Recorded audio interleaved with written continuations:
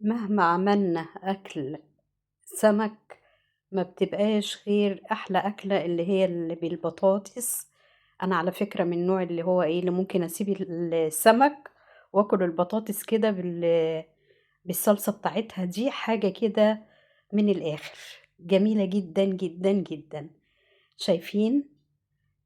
عملنا جنبيها معاها الرز وعملنا السمك الجميل دوت، ويلا بقى بينا كده علشان نشوف عملناها ازاي. وطريقتها سهلة جدا وهيطلع معاكي روعة روعة روعة روعة. يلا نخش كده على الطريقة على طول، سهلة كده وبسيطة وأكل خفيفة. وفي الحر اللي احنا فيه ده الواحد ما بيبقاش طايق ان هو يقف في المطبخ. يلا بقى بينا. اللهم صل وسلم وبارك على سيدنا ونبينا محمد صلى الله عليه وسلم. معايا كام فلفل كده، معايا كام قرن فلفل اللي هو الفلفل يعني مش حامي. ومعايا بصلاية هقطعها كده شرايح. والبطاطس هعملها شرايح خفيفة علشان تستوي مع السمك، عشان انتوا عارفين ان السمك ما بياخدش وقت خالص. وهنيجي هنا بقى، عارفين ده ايه اللي هو اللي كنت عاملة بيها الليمون الأخراني، يعني كان فايض حبة كده من الخلطة كده، فقُلت أحُط عليهم ده زعتر وطبعًا توابل السمك بصل باودر يعني حاجات كده التوابل كلّها اللي بتتحط، حطيتها عليها كمّلت عليها، هي طبعًا فيها ليمون وفيها بس أنا برضه باحُط ليمون أهو، وباحُط اللي هم وكمان عاملة في صلصة كده هاحطها برضه معاهم بس مش دلوقتي. شايفين أنا غاسلة السمك كويس جدًا، مخلّياه زي الفل كده، وأعمله أتبّله بقى من جوّه ومن الجناب بقى الحتت اللي أنا عاملاها دي، تبّليه بقى تتبيلة حلوة كده. أنا غاسلة السمك ده ونقعاه شوية كده في ملح. هاقول لِك على نصيحة حلوة أوي للسمك، أمّا تغسليه اعمليه بحبّة مَيّة وملح وخل. لأ خل ما تحطّيش خل، وحبّة مَيّة وملح وسيبيه ييجي مثلًا نُص ساعة كده والّا حاجة، هتاكلي أحلى لحم سمك. هتلاقيه كده طعمه حلو جدًا. دي كانت سِت الله يرحمها، سِت يعني جارتنا، فكانت قايلة لي الموضوع ده من زمان أوي.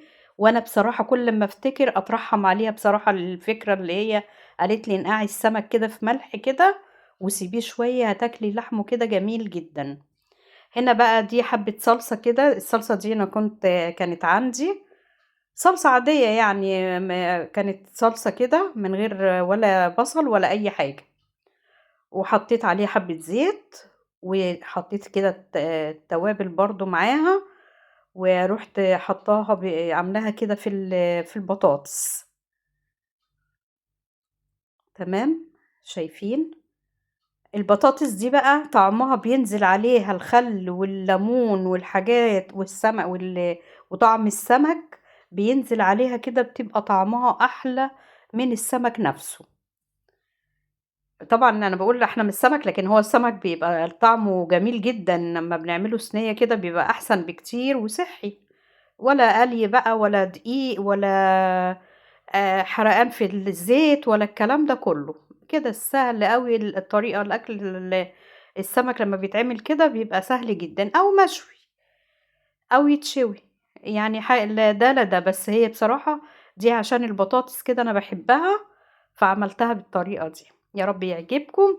ويا سلام، يا سلام، يا سلام كده إن في التعليقات كده يعني الحبايب اللي هُم بيفضلوا يقولوا على الأكل اللي بنشجّع بعضينا، يعني إحنا بنشجّع بعض، في أكتر من كده أحلى من كده؟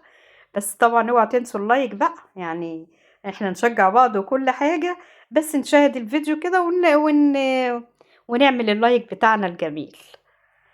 ربنا يسعدكم يا رب زي ما بتسعدوني، ويا رب بإذن الله كده نتحدى بعض في الأكلات كده، وكلنا ننزّل أكلات حلوة ويا رب تعجب الناس أكتر ما تعجبنا إحنا.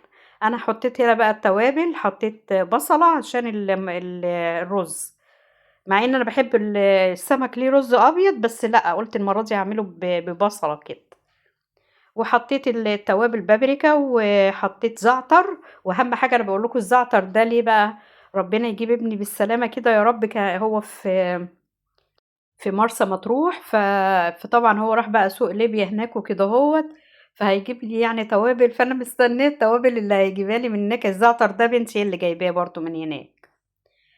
الحاجات بتاعة التوابل اللي في المصيف بتاع مرسى مطروح دوّة بيشكروا فيه، أنا ما رُحتش بصراحة، هُم اللي راحوا، فبيشكروا في السوق هناك. خلاص، أنا هنا بقى إيه، غسلت الرز كده وهاحطه.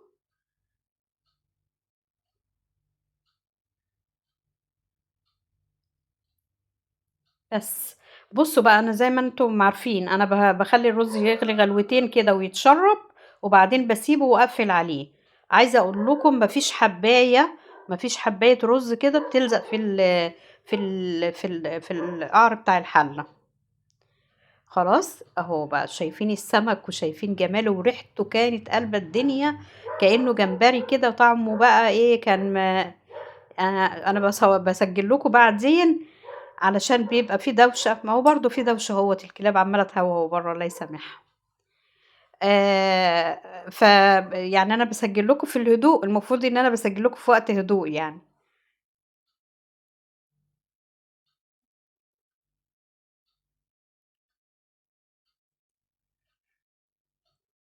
ما تنسوش اللايك والshare نفعّل كده القنوات لبعضينا، وإن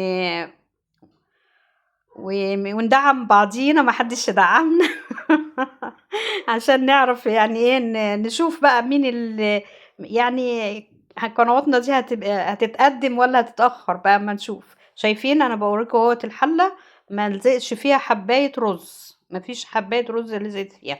وطبعًا جِبت بقى الليمون بتاعي اللي أنا عاملاه والخيار. أنا كان نِفْسي أعمل لكم أطلّع لكم الصوت والله عشان أسمّعكم إن الخيار أهوّة بقى له مسافة أهو، وبرضه ما شاء الله يعني بيقرمش. هنا باطلّع لكم اللحم بتاع السمكة، باوريه لكم عامل إزاي وريحته فظيعة، ما قدرتش أقاوم، فرُحت واكلة معلقة كده. عايزة أقول لكم والله يمكن بانسى نَفْسي خالص في الفطار، فعشان كده إن أنا إيه، لمّا باصوّر والّا حاجة بابقى عايزة آكل معاكم كده، ناكل مع بعض كده ونشجّع بعض في الأكل. يا رب يعجبكم الفيديو النهارده وتقولوا لي إيه رأيكم. باحبكم جدًا في الله، ويا رب إن شاء الله كده تقولوا لي في التعليقات إيه رأيكم. مع ألف سلامة وباحبكم في الله، ومع ألف، ألف، ألف سلامة، وبألف هنا وشفا للي يجربه.